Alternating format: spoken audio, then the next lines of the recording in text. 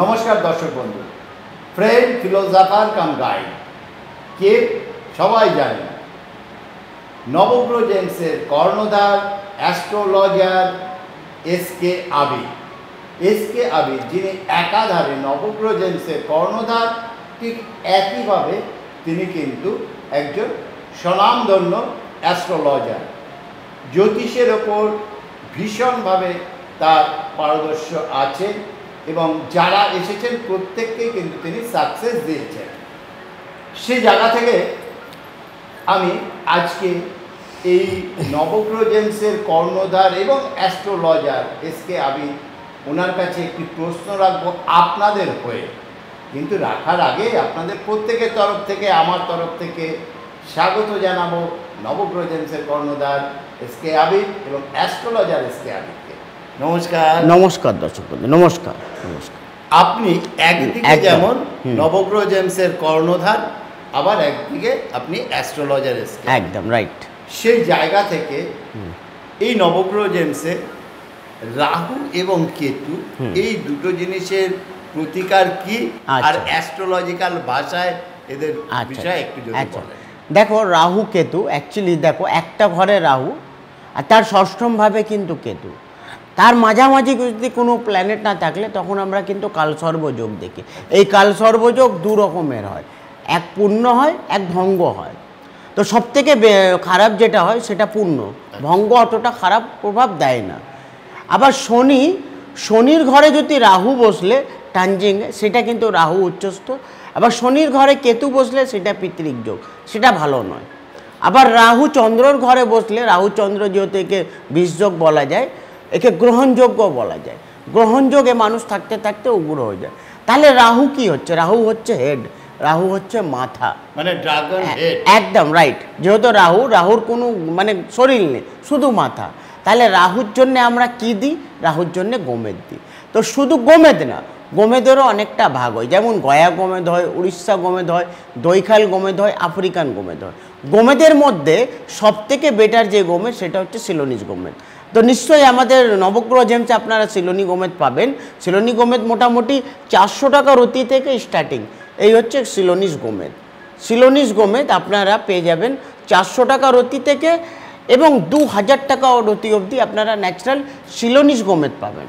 গোমেদ দর্শক বন্ধু আপনারা কি করে বুঝবেন? গোমেদ যখনই আপনারা জিএসআই যাবেন তখন কিন্তু গোমেদ না, তখন লিখবে ন্যাচারাল হ্যাসোনাইট গার্নেট।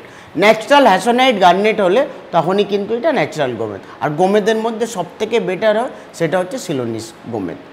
এইবার আমি বলি ক্যাটসাই। ক্যাটসাই দেখো, যাওয়ার আগে একটু আপনাকে ডিস্টার্ব একদম, তবে একটা কথা বলে আমি প্রশ্নটা রাখছি। সেটা হচ্ছে, দর্শক বন্ধু আপনারা তো জেনেই গেছেন যে আমাদের যে অনুষ্ঠান দেখছেন এখানে ফোন নাম্বার দেওয়া আছে, ফোন করে বুকিং করে যোগাযোগ করুন।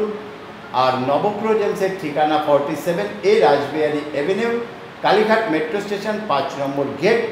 সেখান থেকে পায়ে হেঁটে 2 মিনিটের পর। ফোনেও আপনারা ডিটেলস গাইড পেয়ে যাবেন। আর এর সঙ্গে এটাও বলবো, যারা অনুষ্ঠানটা দেখছেন বেশি বেশি করে লাইক, শেয়ার, সাবস্ক্রাইব করুন। আপনাদের লাইক, শেয়ার, সাবস্ক্রাইব আমাদের আরও নতুন অনুষ্ঠান আনতে সাহায্য করবে। আবির ভাই, এই যে গোমেদ, গোমেদের কি যারা গোমেদ পড়তে পারবেন না, তার কি কোনো তার কোনো উপরত্ন নেই বা কোনো রুদ্র? না না না না, গোমেদ না না, গোমেদের কোনো রুদ্রাক্ষ নেই। আচ্ছা, গোমেদেরটা গোমেদই ধারণ করতে হবে। হ্যাঁ, গোমেদই ধারণ করতে হবে। আচ্ছা, যেমন রাহু, তার নিচের দিকটায় গেলে তাহলে কেতু, যেহেতু কেতুর কি হচ্ছে নেট, একদম। তাহলে কেতু কি হচ্ছে? কেতু হচ্ছে ক্যাটসাই। যাদের কেতু যদি দেখা যাবে বৃহস্পতির ঘরে অথবা মঙ্গলের ঘরে উচ্চস্থ, কেতু যাদের উচ্চস্থ থাকলে, ধরো আজকে থেকে 1 মাস আগে কি হতে চলেছে আপনি আগে থেকে ফিল করবেন। আচ্ছা, অনুভব করতে পারবেন আমার সঙ্গে এই জিনিস, এই দুর্ঘটনা হতে চলেছে। কিন্তু কেতু যদি ধনু লগ্ন অথবা মেষ লগ্নতে বসলে কেতু, তখনই কিন্তু ভালো প্রভাব দেয়। আর কেতুর জন্য আমরা কি দিই? কেতুর জন্য ক্যাটসাই দিই। এই ক্যাটসাইয়ের মধ্যে অনেকটা ভাগ হয়, যেমন সুলিমানি ক্যাটসাই হয়, সিলোনিস ক্যাটসাই হয় এবং টাটা ক্যাটসাই 3 রকমের ক্যাটসাই হয়। যেমন সুলিমানি ক্যাটসাই আপনারা কি করে বুঝবেন? সুলিমানি ক্যাটসাই আপনারা কিনলে জিএসআই গেলে তখন লিখবে natural apatite cat's eye. Natural apatite cat's eye লিখলে তাহলে ভাববেন এটা সুলিমানি cat's eye. Natural quartz cat's eye, natural quartz cat's eye লিখলে তাহলে ভাববেন এটা Indian cat's eye. Natural chrysoberyl cat's eye, ক্যাটসাইয়ের মধ্যে সবথেকে বেস্ট হলো যেটা হচ্ছে সিলোনিস ক্যাটসাই, যেটা শ্রীলঙ্কা মাইন্স থেকে আসে। সেটা যদি আপনারা জিএসআই গেলে তখন লিখবে আপনার ন্যাচারাল ক্রাইসোবেরিল ক্যাটসাই। এই ক্যাটসাইয়ের মধ্যে সবথেকে বেটার ভাগ হচ্ছে ক্রাইসোবেরিল। এবারে ক্যাটসাই আমরা কালার দেখে দিই। ধরেন আপনার কেতু যদি বুধের ঘরে বসলে তাহলে বুধের কালার যেহেতু সবুজ, তখন আমরা গ্রিন ক্যাটসাই, সবুজ ক্যাটসাই ধারণ করাতে বলি। যদি বৃহস্পতির ঘরে আপনার যদি কেতু বসে আছে তখন আমরা গোল্ডেন ক্যাটসাই বলি। বা কেতু আপনার দেখা যাবে শুক্রর ঘরে বসলে তখন আমরা হোয়াইট ক্যাটসাই বলি। কেতু যদি দেখা যাবে আপনার কর্কট রাশির ঘরে বসলে তখন আমরা হোয়াইট ক্যাটসাই ধারণ করতে বলি। কেতু যদি দেখা যাবে আপনার সিংহ রাশির ঘরে বসলে তখন আমরা গোল্ডেন এবং রেড কালার, একটু রেড কালারের মধ্যে আমরা ক্যাটসাই বলি। কেতু যদি আপনার শনির ঘরে বসলে তখন আমরা ব্ল্যাক ক্যাটসাই। এই কালারগুলো সব থেকে বেশি ম্যাটার করে। মোটামুটি 9 রকমেরই একদম একদম একদম পাওয়া যায়, একদম পাওয়া যায়। আর নবগ্রহ জেমসে যারা পাথর কিনবেন অবশ্যই আপনারা জানেন আমরা এখান থেকে টেস্টিং করে, টেস্টিং ছাড়া আমরা কোনো পাথরই কাউকে সাজেস্ট করি না, এবং আপনাদের নামে টেস্টিং করে দেওয়া হবে। নামগোত্র দিলে শুদ্ধিকরণ করে পুরো কমপ্লিটলি আপনারা পাবেন, সেখান থেকে আপনাদের কোনো সমস্যা নেই। দর্শক বন্ধু, অবশ্যই কিন্তু যদি যারা দূরে রয়েছেন তারা বা কোনো রকম জ্যোতিষ গাইডলাইন, কেউ হয়তো কোনো অ্যাস্ট্রোলজার কিছু লিখে দিয়েছেন, বুঝতে পারছেন না, নবগ্রহ জেমসের হোয়াটসঅ্যাপে আপনারা সেটা পাঠাতে পারেন। আপনাকে সব রকমভাবে নবগ্রহ জেমসের কর্ণধার এবং অ্যাস্ট্রোলজার এসকে আবিদ সাহায্য করবেন।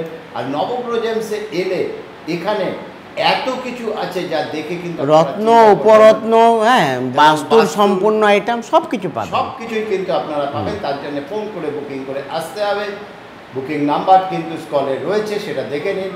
ঠিকানা 47A Rashbehari avenue, Kalighat metro station থেকে পায়ে হেঁটে মাত্র 2 মিনিটের পথ। 5 নম্বর গেট দিয়ে বেরোবেন, 2 মিনিটে কিন্তু পৌঁছে যাবেন।